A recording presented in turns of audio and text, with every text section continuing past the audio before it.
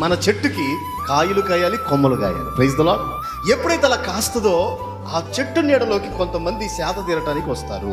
నిటారుగా ఉన్న కొమ్మలేమి లేని చెట్టు దగ్గర ఎవరన్నా వస్తారా? నీడ దొరుకుతుందా వాళ్ళకి?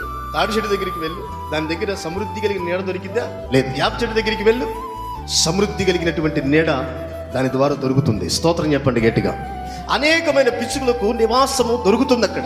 అట్లాగనే దేవుడు మన పరిచర్యను, ఈ సంఘాన్ని దీవిస్తూ వస్తాడు. అయితే దీని ద్వారా పిలకల దేవుడు ఏర్పాటు చేయాలి.